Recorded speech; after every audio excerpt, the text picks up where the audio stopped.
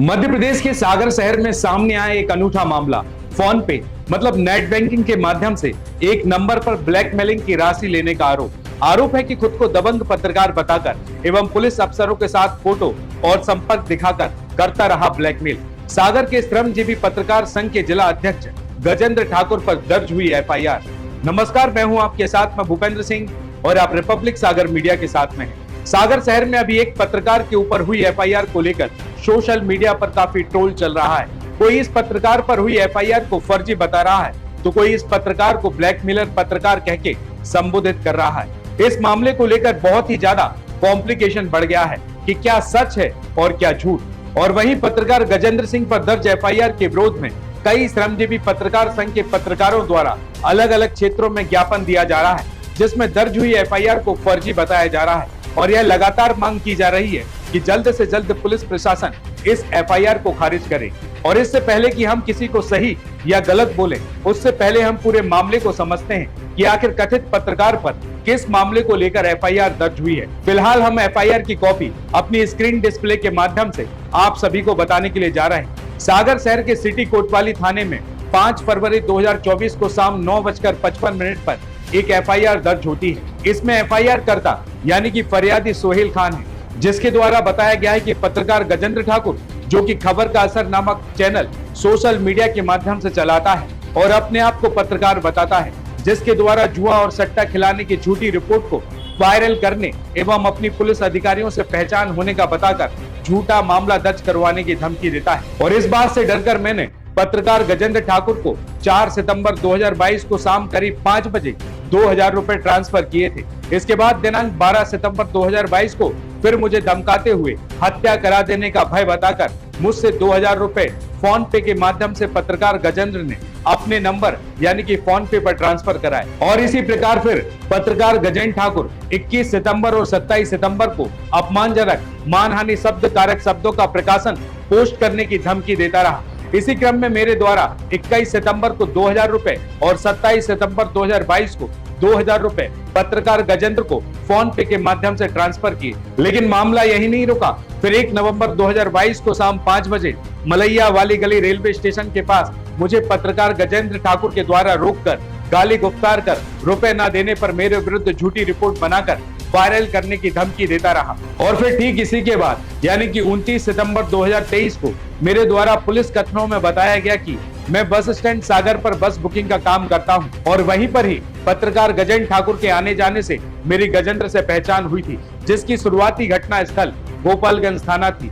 ये जितनी भी जानकारी हमने आपको दी, ये एफआईआर में लिखी जानकारी के अनुसार है। और वहीं जब हमने पत्रकार गजेंद्र ठाकुर से इस एफआईआर के संबंध में बात की तो उन्होंने बताया कि मैंने अपनी खबरों के माध्यम से कई नामचीन अपराधियों के काले कारनामों को उजागर किया है, जिसके चलते पुलिस ने भी अनेक अपराधियों पर कार्रवाई की है। समाज में मेरी प्रतिष्ठा है और ऐसे मनगढ़ंत आरोपों से मेरी छवि धूमिल करने का प्रयास किया जा रहा है और मेरे खिलाफ षड्यंत्रकारी नीति से ये एफआईआर की गई है, जिससे मेरी सामाजिक छवि को खराब किया जा सके और मुझ पर मानसिक दबाव बनाया जा सके। और इस कारण ही मेरे खिलाफ एफआईआर दर्ज कराई गई है। वह एक अपराधी है जिसके 6 से 7 शराब तस्करी के मामले अकेले गोपालगंज थाने में दर्ज है, जिसकी जानकारी मैंने आरटीआई के तहत भी निकाली थी। और आरटीआई के तहत में पत्रकार द्वारा निकाली गई जानकारी को भी हम अपने स्क्रीन डिस्प्ले के माध्यम से आपको दिखा रहे हैं। और इसके बाद पत्रकार गजेंद्र ने कहा कि ऐसे अपराधी आवेदन देकर आरोप लगा रहे हैं और पुलिस मामले में 1 साल से जांच चल रही थी। और मुझे यह भी पता है कि इस दौरान मेरे मोबाइल नंबर की सीडीआर रिपोर्ट भी निकाली गई है। यह मेरी निजता के साथ खिलवाड़ किया गया है। ये तो पक्ष हुआ पत्रकार गजेंद्र ठाकुर का। फिर हमने पुलिस थाने और संबंधित पुलिस अधिकारियों से इस मामले की जानकारी ली कि आखिर यह एफआईआर किस आधार पर की गई। तो कई पुलिस अधिकारियों ने कहा कि जो यह मामला पंजीबद्ध हुआ है वह एक लंबी जांच और पूरे साक्ष्यों के आधार पर हुआ है। और विषय यह नहीं है कि इस एफआईआर में दर्ज करने वाला फरियादी कोई अपराधी है। विषय तो यह है कि क्या इस शिकायतकर्ता से पत्रकार गजेंद्र ठाकुर ने किसी भी प्रकार की कोई धनराशि प्राप्त की है अथवा नहीं, और अगर धनराशि प्राप्त की है तो किस एवज में और क्यों। और जांच में हमने पाया कि डिजिटल ट्रांजैक्शन के माध्यम से 4 किस्तों में 2-2 हजार रुपए करके 8,000 रुपए की धनराशि पत्रकार गजेंद्र ठाकुर ने फोन पे के माध्यम से प्राप्त की है।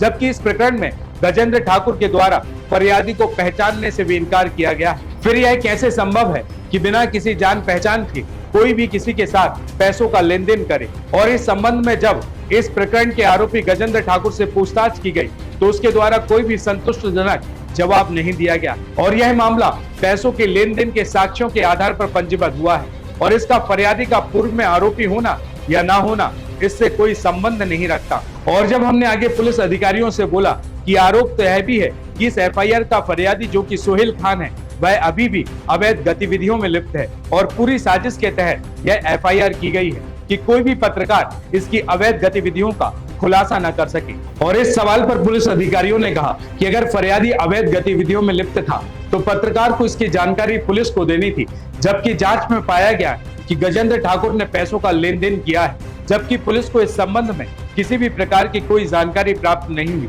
या तो जानकारी छुपाई गई है और किसी भी पत्रकार द्वारा अवैध गतिविधियों की जानकारी पुलिस से छुपाकर पैसों का लेन देन करना ही ब्लैकमेलिंग की श्रेणी में आता है और जो जांच में पाया गया है और इसी आधार पर एफआईआर दर्ज हुई है। हमारा चैनल स्क्रीन डिस्प्ले पर दिखाए गए किसी भी एविडेंस को प्रमाणित नहीं करता है।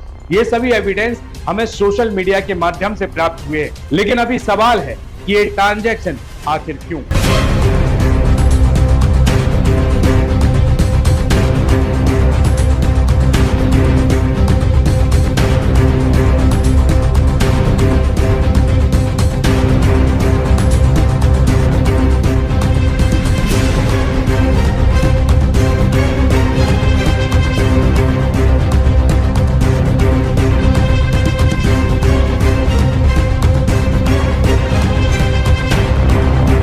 रिपब्लिक सागर मीडिया को सब्सक्राइब अवश्य करें और आप हमारी आने वाली सभी वीडियो को देखना चाहते हैं तो आपको उसके लिए घंटी जरूर दबानी पड़ेगी ताकि आपको सभी वीडियो की नोटिफिकेशन समय समय पर मिलती रहे। रिपब्लिक सागर मीडिया पर जो भी वीडियो आएगा वह सच की कसौटी पर कसकर ही आएगा।